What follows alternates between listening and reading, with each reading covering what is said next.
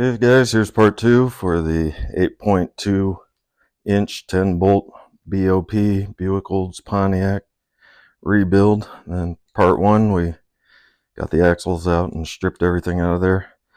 I got the diff cleaned up now, and everything looks good inside. I don't see cracks or anything like that, which I wasn't expecting because there's nothing wrong with the rear end, just doing an upgrade to a Posi.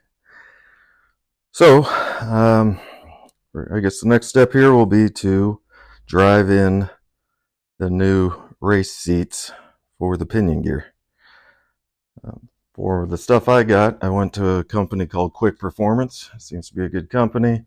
They had everything I needed in stock in a nice kit form, which came with a Yukon Posi, a gear set. They also have one of these install kits here, which comes with everything you need to install a Posi unit. All the seals, new nuts, new crush sleeve, spacers, bearings, of course. So that'll be step 1, is we'll see about getting these races driven back in.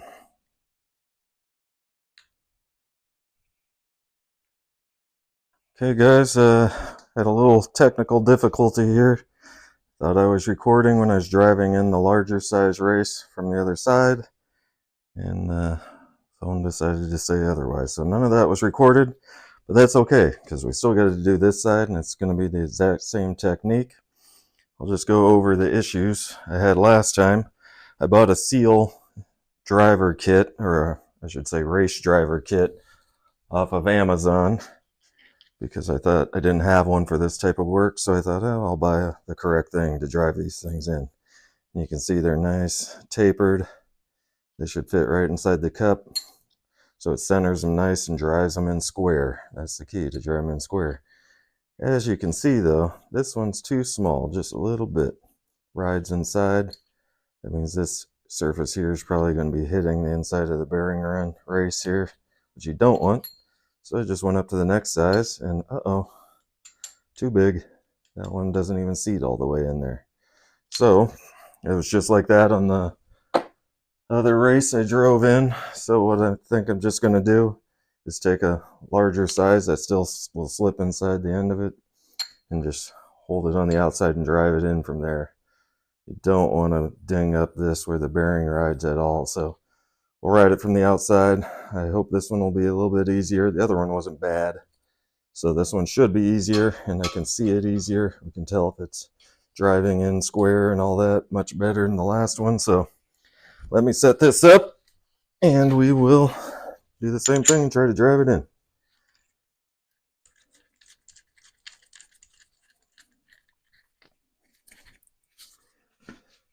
Okay, here we go. Try to make sure it's halfway square. A little love tap. Okay, see where it drove down this side here. This side's still proud over here. So I'm going to try to put more pressure towards this side. See if I can square it up at all.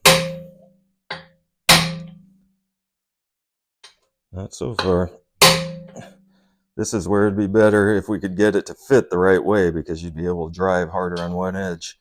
Now I'm very limited because I don't have much room here to sit it like this and just drive this side. Whereas I was driving in the other race, I had plenty of room, so I could hit over here or over here to square it in and get it started square. This one, I do not have that luxury here, so man, this one might end up being harder than the other. Again, I'm going to try to make it biased to this side just a little bit, but we'll see.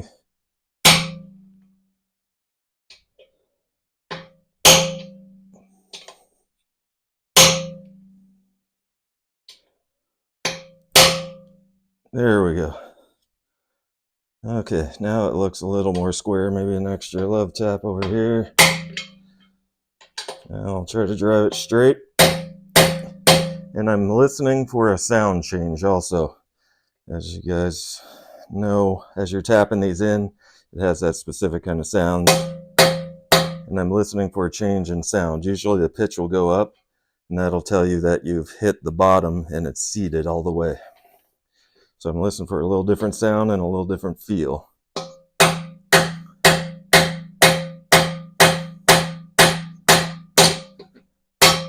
Oh, hear that? Went much higher pitch all of a sudden. So that should be seated. So not too bad other than getting it started. It went in okay. Again, a wasted set bought off of Amazon, but it still worked out. So not too bad. Okay, so now we got those races set. I guess the next step here will be breaking out the Posi traction. We have to press the bearings on both ends and mount the ring gear on that. Not sure what I want to do first. Do I mount the ring gear first, then press the bearings on? Or do I press the bearings on and then the ring gear? I'm going to say let's press the bearings on first. That way it's just a little lighter and less manhandling to do, hopefully. So we'll try to press them bearings on first, and then we'll worry about the ring gear. So let me reset the camera and get started on that.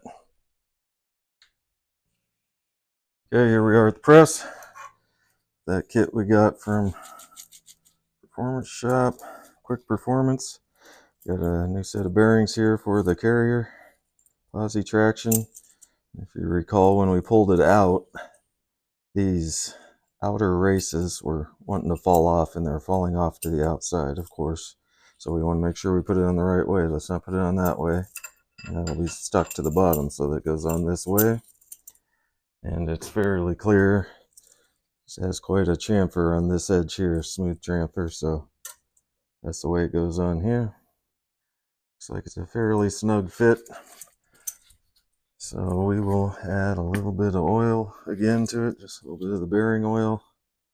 Try to ease it on there without causing any damage.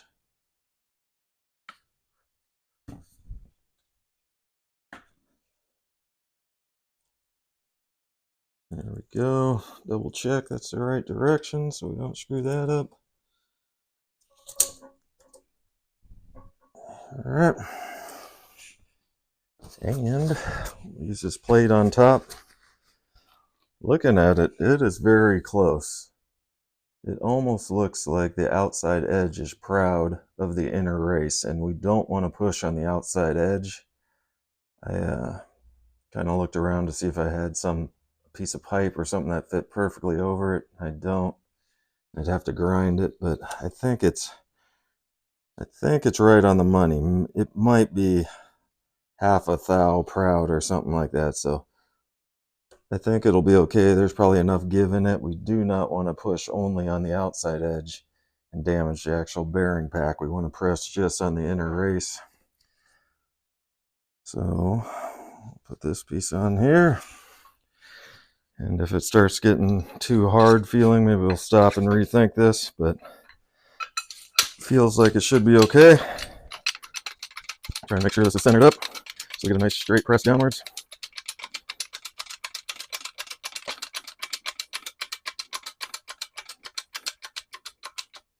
Okay, off just a little bit. We'll shift it this way. That looks pretty close. We'll start easing it in.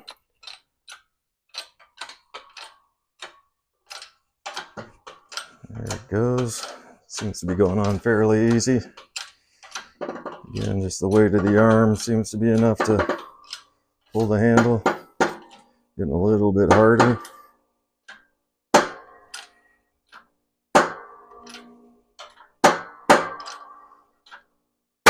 Ooh. And that feels like about it. Again, we do not want to overpress this and damage it. Let's see what that looks like. Okay, yep. It's nice and flush. I can't quite tell if it's seated all the way. They said the inside had a hard chamfer on the bearing, and the carrier also has a similar chamfer. Looks like it may be a thou up in the air though. Shoot. I don't know. I found one little adapter piece I had that does hit the inside race, but it also touches the outside race, but it does miss the carrier, so it will slip on there. Maybe we'll put that in, see if it'll go down any farther. I don't know. Looks like it's seated. but maybe we'll just lightly touch it with that just to see if it'll go down another half a mil. Not sure. So I got this thing here. And it does have a large enough diameter in the middle. Raise it up just a little bit more so we can fit our plate in on top. There we go. And not enough, of course. Why would it be? Go up a little farther. Okay. Again, gotta make sure that's all centered. I'll try it again here. See if it goes down at all anymore. Ooh, did.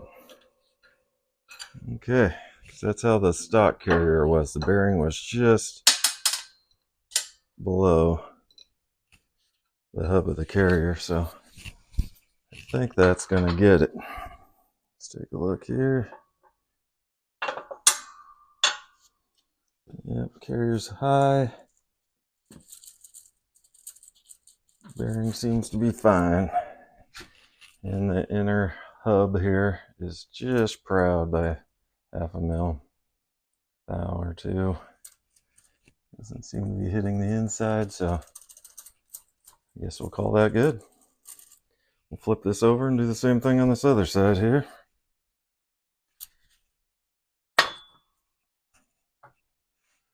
All right, let me grab the other bearing real quick.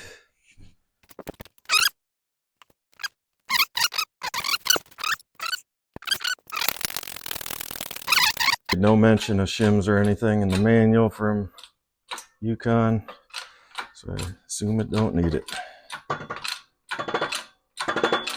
Again, fairly easy. It's a little bit harder as you go. Nothing bad. That's about it. Bottomed out there. Again, I think we'll raise it up. Go. Do not want to overdo it. That was light pressure. Okay. I think we got her.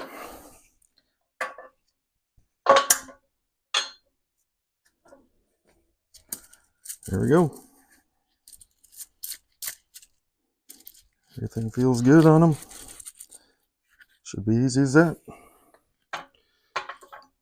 Okay, I guess our next step will be to get the ring gear put onto the Posi unit here. So we'll reset and do that next. Okay guys, we're on to the next step here. We just pressed on the bearings on the carrier. Everything seems good there. Now from what I've seen, read online, seen a little video, they say to touch up all the teeth on here if needed on your ring gear. And this one doesn't seem bad, but if you just hook your fingernail under the lip of that tooth, right on the top there, it just barely catches. So there is a very, very slight burr there. So I'm actually going to take a little sandpaper and knock that edge off. And down here by the heel also, there's just a very slight sharp edge. You know, and if you had your gear set up correctly in the contact patch, it shouldn't even touch that upper edge or this heel edge here. You know, so it shouldn't have been a big deal, but just in case I'm here, might as well just hit it with some sandpaper real quick and just take that little bit of edge off. So I happen to have one of these. I found this online. I got a little 3D printer and printed this out.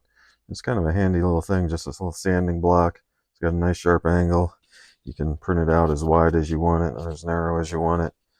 And I think it'll work actually pretty good for this part right here. And it doesn't take much. There's barely a lip on there. So I noticed just doing something like this, that right there. And then like I said, on the heel, just give her a few swipes. And that seems to be enough right there to take that little tiny burr off. Again, it shouldn't be a big deal. Theoretically, it won't even be touching that spot. But you don't want tiny shards of metal in your gear oil right off the bat to go through everything. So we might as well take it off now, and I won't bore you with watching me sand all these things. So I'll get to sanding here and probably spray it off with some brake cleaner, and we'll go on to the next step. Real quick, another thing that was suggested to do was to run a file or sanding block along the back side. Also just looking for high spots, just in case there's a tiny burr. Maybe it won't seat down on the carrier real well if there's a burr there.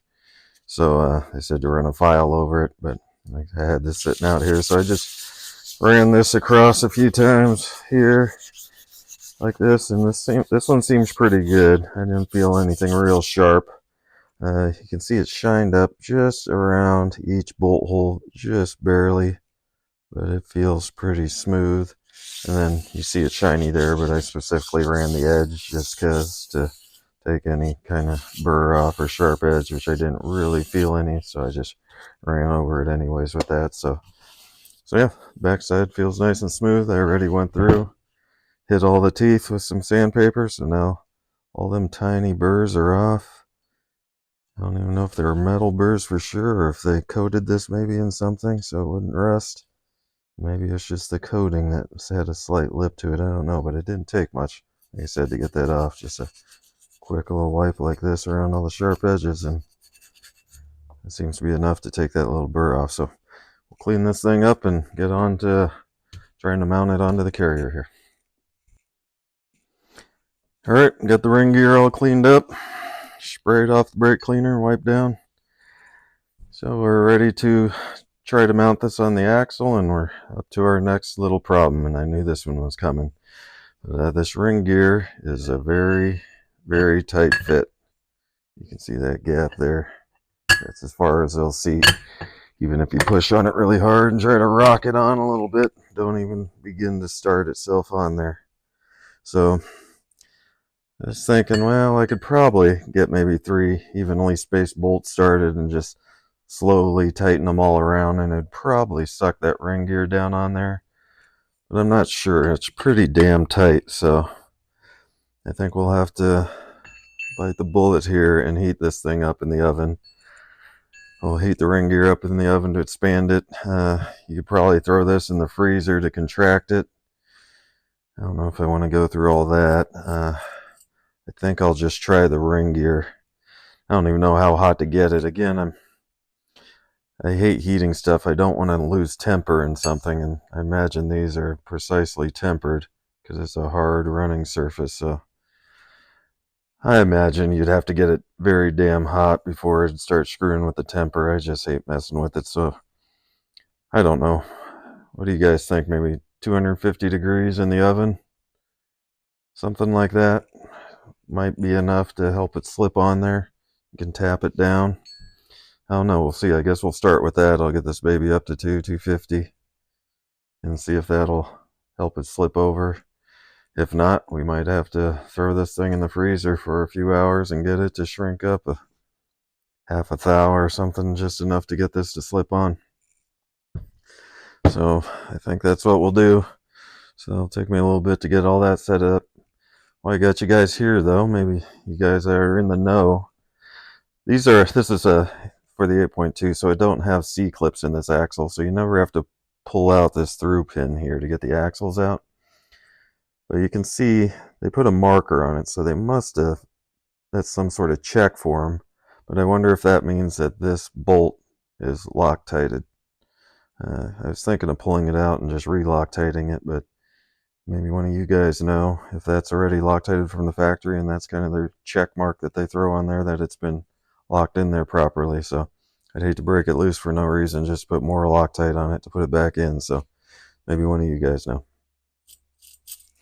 Okay, we'll get to heating here and see if we can get this thing to slide on.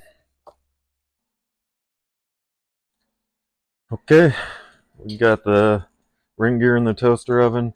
I just put it up to 275 degrees here. I didn't know how hot to go.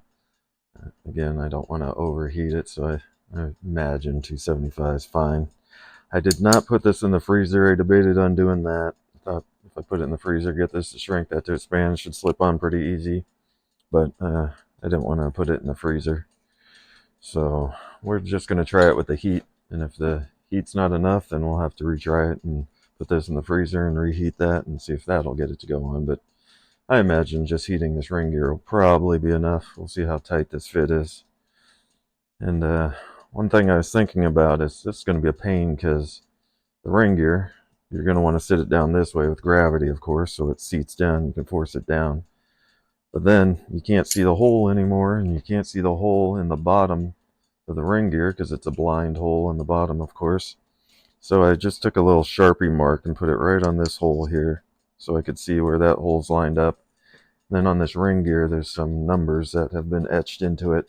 And I know right on that number 6 right there, there's a hole right behind that. So hopefully that helps on getting it out and getting it seated real quick, because I imagine once it starts cooling down, it's going to tighten back up, and then there'll be a bigger pain. I'm sure you get a few minutes, but once it touches this cold Posi unit here, it'll probably start sucking the heat out of it and shrink it up again pretty quick. So probably don't have a ton of time to do it. So hopefully it seats all the way, or at least gets close enough where I can start a couple of the bolts and zip them on and suck it down. Because before, it wouldn't even start to get past this lip here, and I could only maybe get a thread on each bolt, and I didn't want to try to force it without heating anything. So that's the theory here. So I guess we'll give her a shot.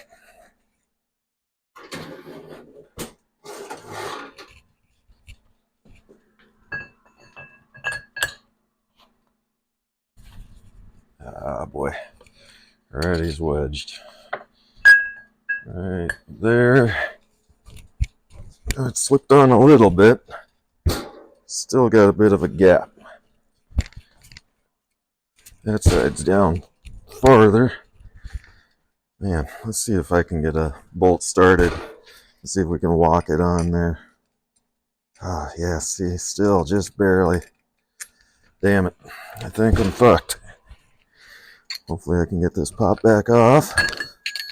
Yep, got it back off. So, looks like heating is not enough. Or I'm not getting it hot enough, maybe. Maybe this needs to be 300 degrees or 350 degrees. Maybe that would do it. I'm not sure. Or do I just put this thing in the freezer? Yeah. What to do? Well, we'll have to decide here. I think I might put it in the freezer, maybe just for 15 minutes or so, and see if I can get a half a thou out of that. It did go on better, but just not quite enough to start threads. So, we'll try again. Okay, here goes attempt 2. I put it up to 325 degrees.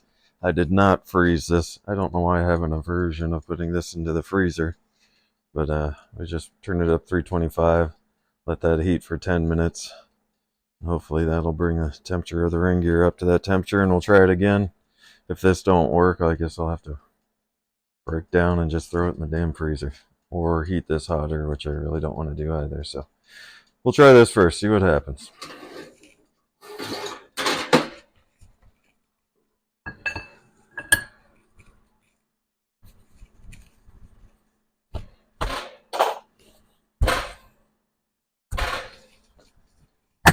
There we go. Got it.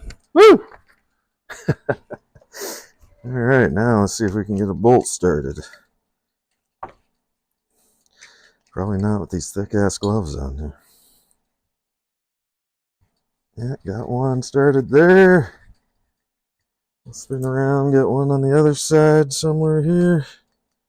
Then at that point, I can probably flip it over and it'll be fine. It's not going to fall down, hopefully. It was fairly loose. I didn't have to push that hard that time on it, so. Okay, I think that'll do it. We can probably flip it over now. And I think I am just going to start these bolts. Get this damn glove off. Start these bolts, zip them down lightly with the impact here, and let it cool down. Then I'll have to pull the bolts back out, and then I'll Loctite them.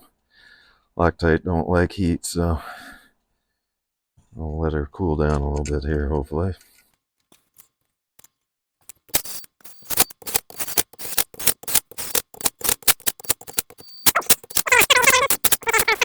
It'll be nowhere near torque spec. Okay. Well, shoot, that wasn't too bad. second shot did it. So if you guys are doing it, looks like 325 will be a good temperature for a ring gear of this size to slip over it. So that'll be a good ballpark temperature to shoot for. So like I said, we'll let this cool down. Then I'll zip the bolts out, Loctite them. Won't bore you with that. And then at that point, I think we'll move on to setting up the pinion. All right.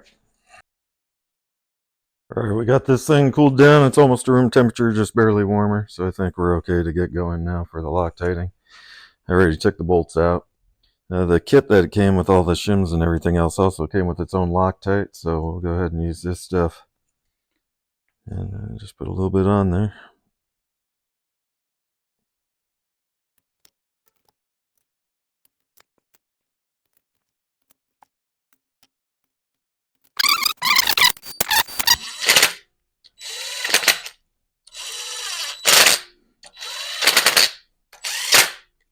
Okay.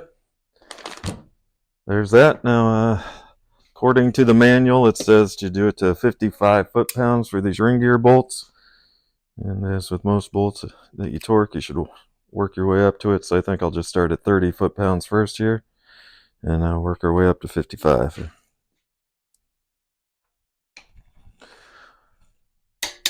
Uh-oh. Let's see if this little jaw horse I got here has got enough ass to hold it steady. It was wanting to twist already, and that was just on 35, so we'll see here.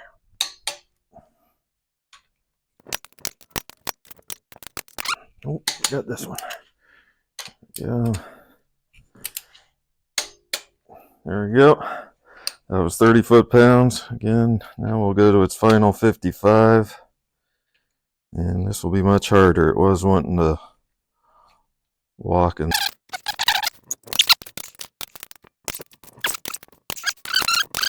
come out. Whew.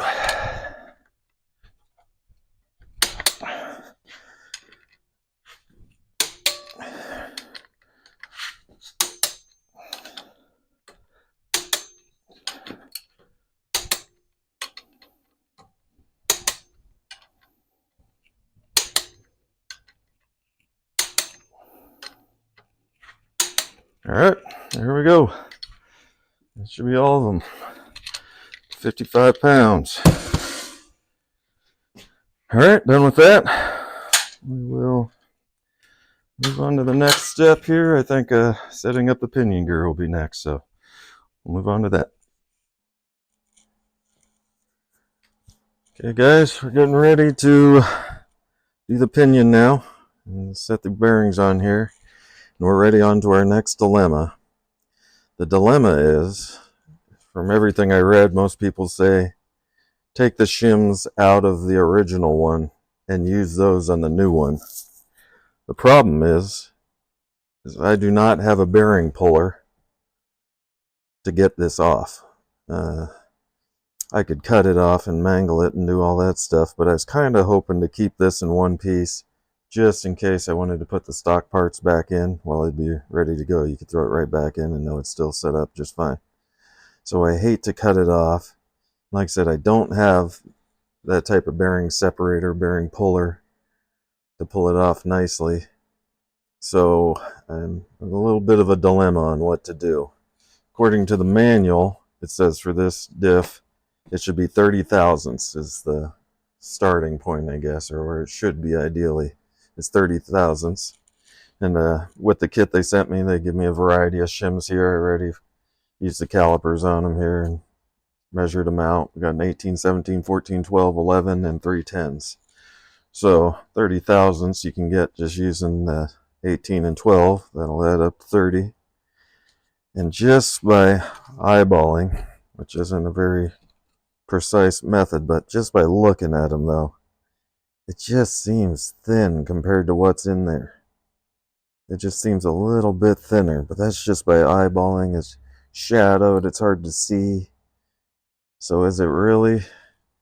And then I was thinking, is this machined exactly the same as this? So would it really matter if I use these shims on here?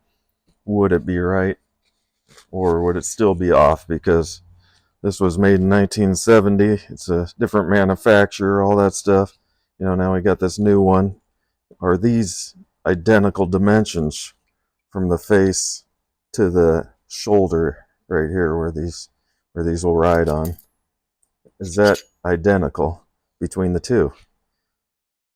Who knows? And then I got a different carrier. I got a different gear set, and does it really matter? Or would I throw those in and it still wouldn't be right, or should I just throw these in?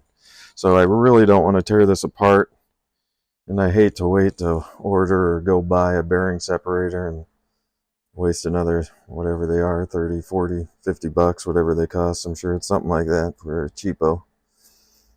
But do I want to go through that hassle? And the other thing is that I got, because this is the first time I was ever doing something like this, I thought, well, I better get something because I know it's going to be a hassle for me, especially never done it before, so I'll be screwing around a lot. I got setup bearings. And for those who don't know what those are, these are bearings that are identical to the ones you got, and I got mine through Quick Performance because that's where I got my whole kit from. And you just get setup bearings. These ones happen to be Koyo. You can order Koyo, or they have Timken there also. And the bearing set they sent with my kit was Koyo, so I got Koyo setup bearings. So they're dimensionally the same. You don't want to use a different brand's bearing because it might be just microscopically different, so it won't be the same. So basically all they do is they just shave the inside edge of this a little bit. I'm sure it's flap disc or something. I don't know how they do it, but you can do it yourself that way. You just get like a flap disc and just run that sandpaper in there and just take a tiny bit off. And the setup of bearing allows you to slip them on and slip them off without having to press them back off like this. So let's say I put the 30 thousandths on there, press the bearing on in the press or hammer it down, and oh shit, it's not quite right. I need to add a shim or two. Now I got to get this bearing back off again. And with a regular pressed on bearing, good luck. You need that puller again to do that. And I understand the pullers aren't always gentle on these bearings either. You can damage the bearing by using those pullers. So these setup bearings, they just shave a tiny bit off so you can pop them right back off, add your shim, put them back down, put it back in the diff, tighten it back up. So it's for a lot of screwing around, which I have this bad feeling I'm going to be doing here for my lack of experience and lack of willingness to pull this apart and see what those really are. So I guess in that regard, it won't be as bad for me because I did opt to buy these setup bearings. So like I said, I hate to wait any longer clowning around with this and ordering it. So I think I'm just going to go with what the manual said. It said 30 thousandths. It looks more like 35 maybe to me just by eyeballing, but am I really seeing that? Here's 10 thousandths. You can see that. Maybe it's even 40 thousandths inside here. Maybe I should add an extra 10 to it and get me to 40. I just don't know. So I'm just going to go with what the generic manual said. It should be 30 thousandths. Get these setup bearings on there, and we'll go ahead and try to get them thrown into the differential and see what happens. I can just foresee this going to be a lot of screwing around. You got to get that in there, torque it down, then get your carrier in there, then all the bearings and shims for the carrier and backlash and getting that all set up. Then you put your paint on it and check your wipe on there with the paint. Find out your pinion depth is wrong, tear it all back out again. Pull the pinion back out, add shims or whatever you need, slap it all back together again, and the carrier back in, shims back in again for that, paint it again, check it again, and if you happen to be right, then you still gotta tear it all back out again, get your setup bearings out, and get your crush sleeve in, which we won't use during setup, then put the pinion back in again with the real bearings and the crush sleeve. Then you got to get your carrier back in again, and then you got to preload those bearings too. So now you're adding more shims after you already set it all up. Then probably, I imagine you should paint it one more time now that everything's theoretically set where it's going to be, and just verify that it's still got a good wipe on the paint mark. So I can foresee this being a pain in the ass here, so we'll see how it goes. Okay, here we go. On to trying to throw in this pinion now. I got it set up with the 30 thousandths that the manual recommends. Again, I don't know if that's what came out of it on the original one. It's close, but I think it's a little thinner. So hopefully this don't screw me and make me have to put it together and pull it apart 100 times. But we'll start that. We won't use a crush washer or anything like that yet because we are not doing this for final. We'll have to disassemble it and put the real bearings on, not the setup bearings and all that, if we get it to torque right and get a good paint pattern and all that stuff. So we'll get this loaded up here.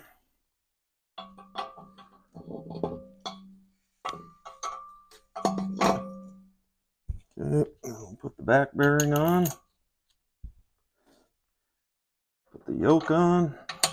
Just got a heavy washer that goes on. I'm just gonna use the old nut for now.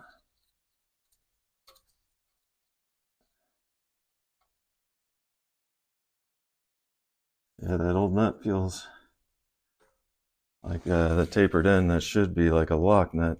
Doesn't seem to be doing much anymore. Okay, so we got that in. And according to the manual, we want between 12 and 15 inch-pounds. And you'll have to do that on a beam style torque because that's the resistance as you're running it. So this is going to be a little tricky. As you can see, it's small markings. I put some tape on here and just put some little tiny pen marks on here just so I can see it easier, because you got to watch it as you're spinning it. You'll lose track of what number's which. So at least I know if it lands in between these marks on each side, I'll be in the sweet spot for that between 12 and 15. So we'll get that. Most people say just to do it by hand. And I do have a piece you can mount on here to hold the yoke steady while you're tightening. It sounds like a lot of them, you really got to put the hurt to it to get enough torque on these bearings to get the reading you want. But since it's just set up bearings and stuff, I'm going to try my smaller 3/8 inch DeWalt, which don't have much ass at all. And we'll see what we can get out of this and see if we can get even close. And if not, I do have the bigger 1/2 inch Milwaukee we can try too. So some guys just use that for doing it too. So who knows? We'll try this route first here. Well, that took up all the slop for sure. That might almost be too much. It feels fairly stiff. You definitely want to take the slop so you can't jiggle it up and down. But yeah, that was pretty stout there. So we'll see how it is though. We'll put this on it here and see what we get for a number. I hope that's in camera view still. Oh yeah, that's way too much. Felt awfully stiff in hand here, so without the crush washer in there, I guess it makes it much easier to do. So it feels better. Feels somewhat more like it was when I pulled the old one out. Memory serves. All right, let me check again here. Oop, not enough now. See, a lot of back and forth. I can foresee this being an hassle. Okay, we'll try that now. See where we're at. Ooh, I think that's it. Remember, it's not the breakaway torque like when you first started. It's going to deflect pretty good. It's just a nice, consistent smooth. Once you get moving and it's smooth, that's where you're looking. Now that I moved it a few times, though, it's not going up as high. So that's interesting. I wonder if these brand new bearings are still seating and stuff like that. I wonder if that's the issue. We'll roll it around. I did add some oil to the bearings and the races and things like that just to get them to go seat nicely. Maybe I'll give it a few whacks with the base of my mallet here just to seat that bearing in there. Make sure it's seated well. I'll spin it back around. All right, I don't foresee, if anything, that probably made it worse, but we'll take a look here. It's about the same. Yeah, I don't know. It's right on the bottom edge going that way. And there's seems a little less going the opposite way, which don't really make sense. Why would that be? Feels smooth just by rolling it by hand. I don't feel a real hiccup in there. feels smooth throughout the whole rotation, so that's interesting.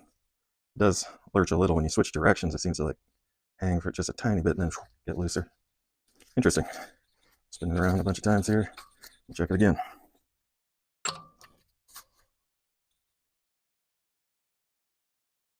Yep, it's right on the bottom edge, so I think we're within spec, and I don't foresee that being a big issue that I'm not exactly in the middle, as long as we're in spec. I think that's more of protecting the bearings by having that number right. You don't over tighten it and then it burns out. I don't think it actually changes the depth of the pinion so much. It's just how much pressure you're putting on the bearings. So I think that'll be fine, especially for setup here. I think it'll work just fine. Okay, so there's that part. We'll flip her back over here. Now we are ready to get the carrier and slip that in there and see what we can do. Again, I'll just put a little bit of oil in it here just to help things go in and out a little bit better.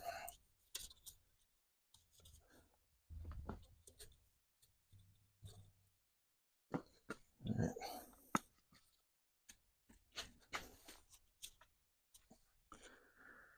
All right, let me grab the carrier.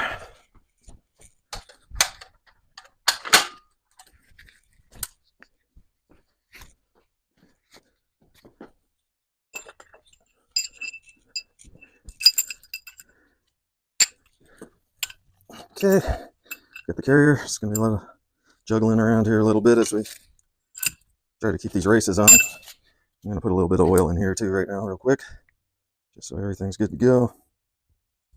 I don't want it to have any resistance going in there. Put some oil on this other bearing real quick.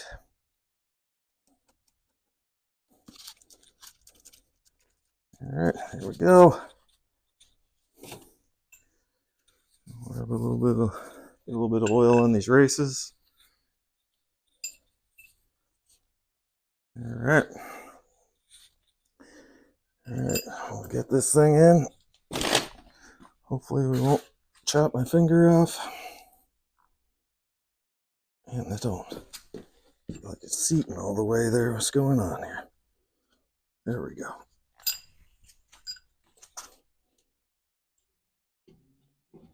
Oh yeah, that's a pain.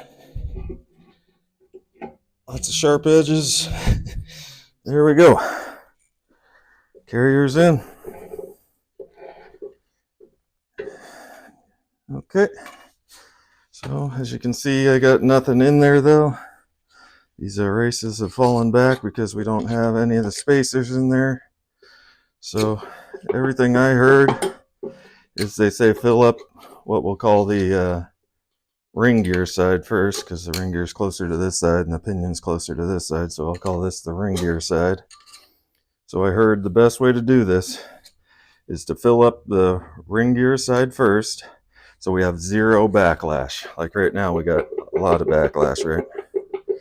So we'll fill it up until there's no backlash, so you can't easily jiggle it at all. And then once that's full, we'll fill up this side completely. But I guess the preload, which I notice a lot of guys don't talk about preload, but I found a couple of them talking about it. So you want to fill it up, zero backlash, this side first, then this side, and it should be in just stiff enough so you can push those shims in with your thumb, but no harder than that. You don't want to be using a hammer to knock them in, because that's adding preload, and you're not worried about that to start with, supposedly. So you'll get them filled, zero backlash, and then they said to take out like 6/1000ths from this side and move it, opposite. Take 6/1000ths out from this side and move it to this side, which will shift the Posi carrier over just a little bit, and it'll probably get you right in that ballpark for backlash.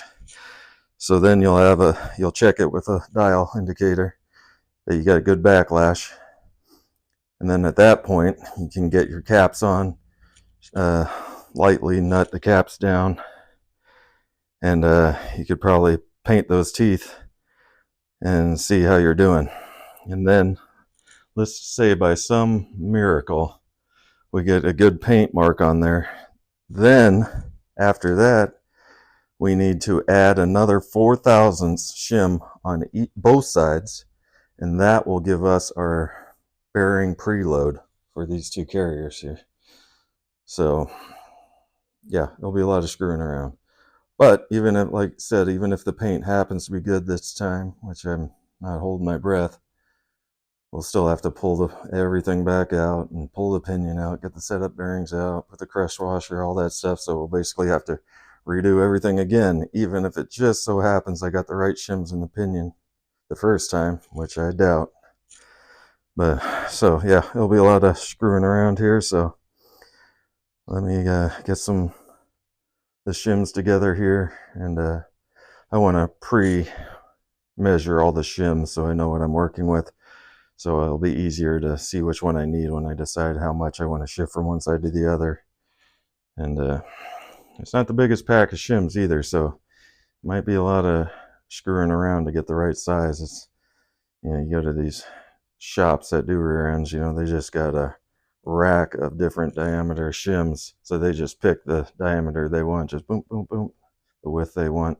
But we'll be doing a lot of stacking a bunch of shims together to get the number we want, so it's much more of a hassle to do it. So we'll see though.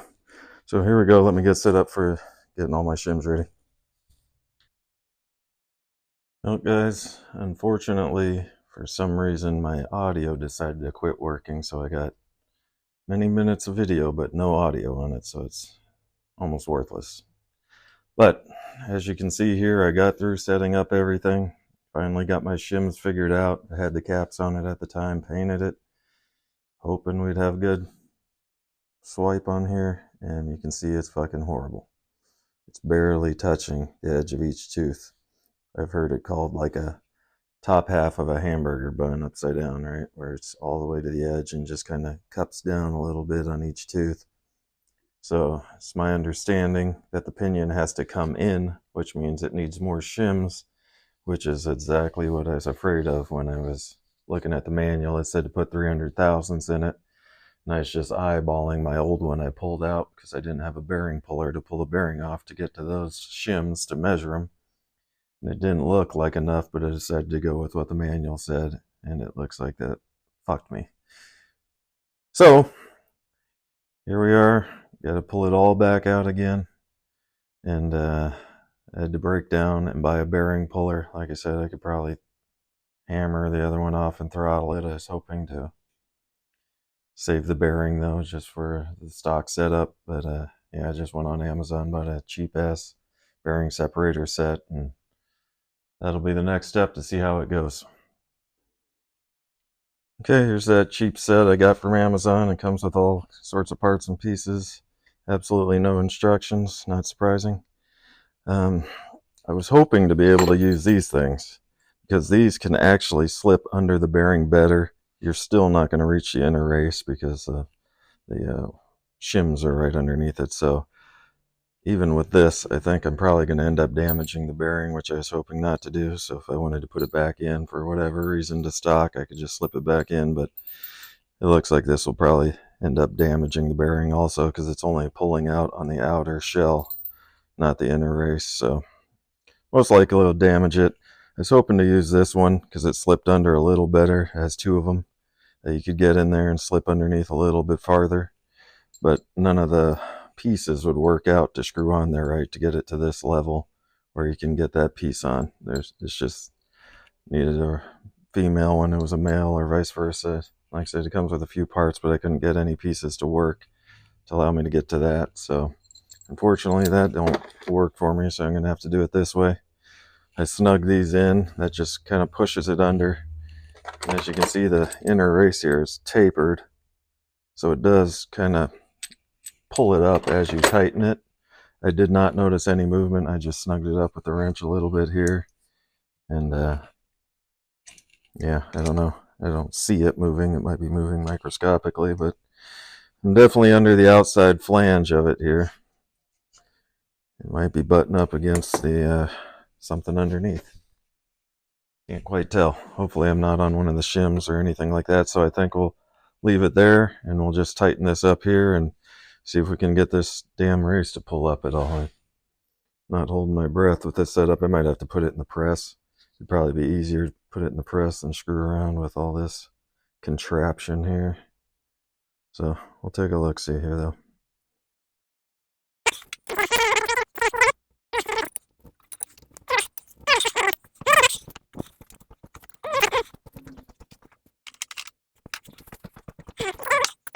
Might be metric, most likely is. It's pretty close, so we'll just ease into it and see if it'll move that bearing at all.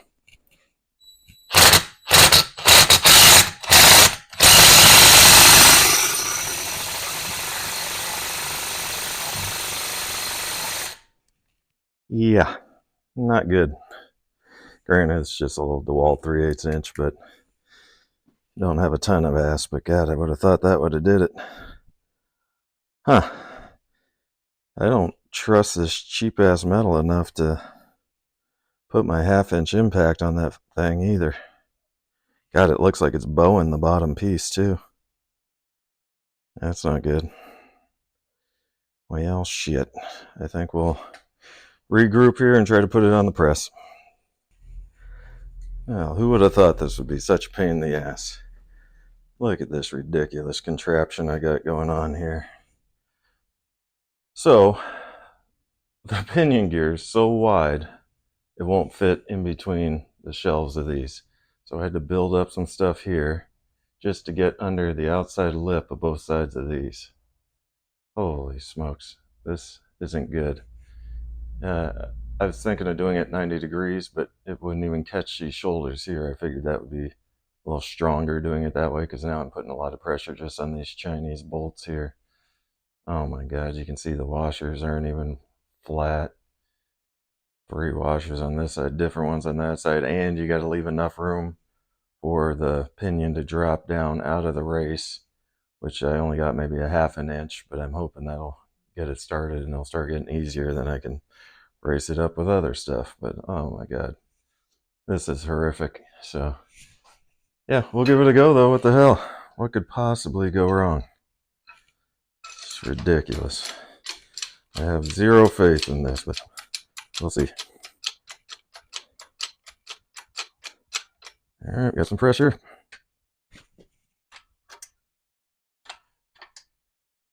Oh yeah, it's pushing the outside of the cage to hold the roller bearings, but like I said, it's not grabbing the inner race, so this isn't good. Oh God.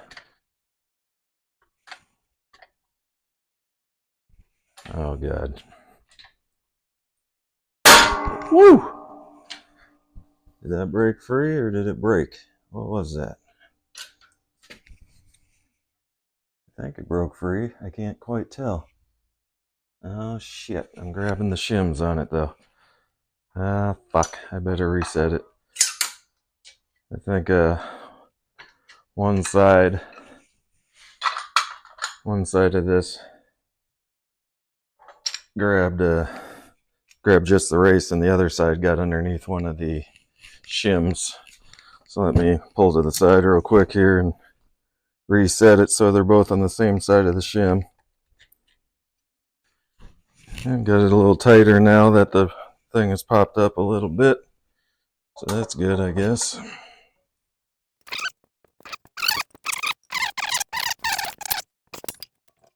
Okay, let's give this a go. I think the worst is over, so hopefully this will, it's offset a little bit, but I said hopefully the worst is over and it'll push out easier here.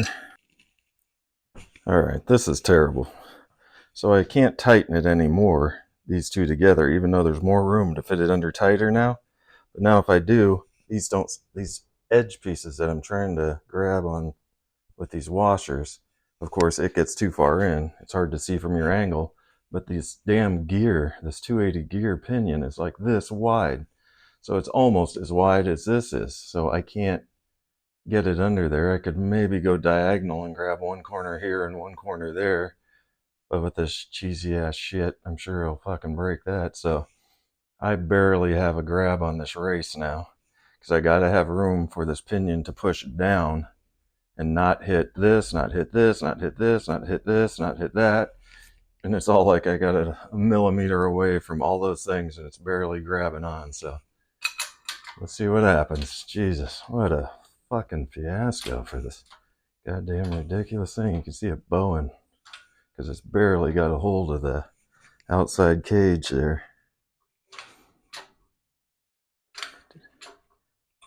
It looks like it is moving.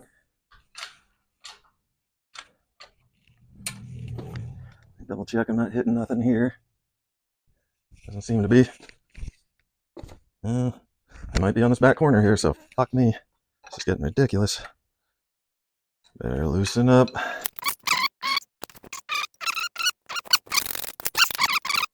Yeah. That is weird. I don't think I'm hitting anywhere. It seems to be tight again, though.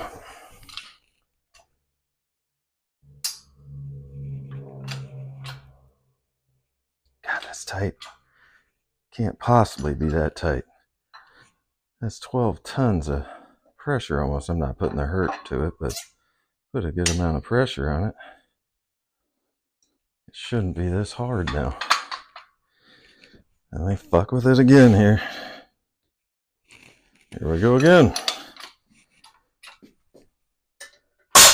Oh, look at that. Half a pump and it broke loose. What a pain in the ass. Oh my God. Now granted, if I had a bigger press, maybe a better one of these that are bigger. I don't know if they make bigger ones. I assume they do. But yeah, what a fiasco. Didn't seem like it'd be that hard. If I had a better 2-jaw puller that would fit under there, but man, those little feet on that 2-jaw puller, I don't know if that would have been strong enough and to not break. You know, it's just those 2 little tiny feet that would have just grabbed under the bearing, and especially with Chinese metal. I don't know if that would have held up because that took a lot of pressure for the initial break. So, man, what a fiasco. But at least now I'll be able to mic my shims that are all mangled up because it kept grabbing them.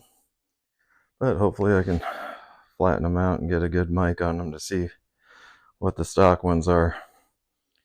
I'll be really sad if they're 30 thousandths just like the manual says, because my tooth pattern is so far off. I'm hoping it's showing me like 40 or 45 thousandths or something to at least explain why my tooth pattern on the paint's so far off, but we'll see. I'll get these taken off and mic'd and see where we're at. Okay, got these off. They're a little mangled up from that damn separator. Kept pushing underneath and they keep bumping into these and dinged up the edges on them, but looks like it's anywhere between 48 and 51. I keep getting different readings. I'm trying different spots around it, trying them individually, but that's kind of the ballpark. But that's a far cry from the 30 thousandths the manual told me to set it up as. You know, this thing's at 48, 51, somewhere in there. I mean, I guess I can see why my pattern would be so far off, assuming this is machined identical to the new one that I got distance-wise. So I guess that would kind of explain that. Again, I'm not going to hold my breath. I'll probably put something like a 50 on it or something. I believe I'll probably go 50 mic or 50 thousandths and see what that does for the pattern. But now I got to pull it out the pinion, redo the pinion, put it back in. I'll have to redo all the carrier bearings and tolerances. I'm sure are going to change because now this is closer. So it's basically starting from step one again. And since all those videos I had of me doing the first go round of setting everything up didn't have any audio, I guess that's a fantastic opportunity to record those videos once again. So I guess that's where we'll start. We'll get that new one put together and put back in the housing.